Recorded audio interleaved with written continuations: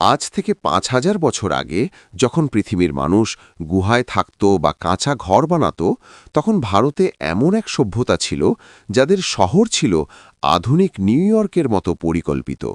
কিন্তু তারা হঠাৎ কোথায় হারিয়ে গেল? আমি বলছি সিন্ধু সভ্যতার কথা।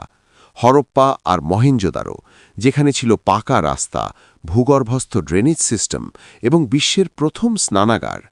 এমনকি তাদের লিপি বা লেখা আজও কোনো বিজ্ঞানী পড়তে পারেননি। ভাবুন তো, তারা আমাদের জন্য কি গোপন বার্তা রেখে গেছে।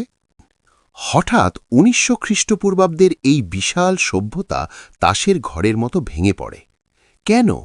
কেউ বলেন জলবায়ু পরিবর্তন, কেউ বলেন সরস্বতী নদীর শুকিয়ে যাওয়া, আবার কেউ বলেন কোনো ভয়াবহ মহামারী।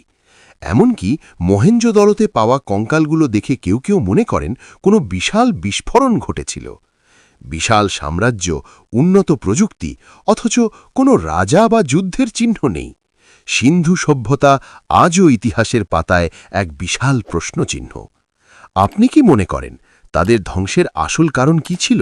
কমেন্ট করে জানান।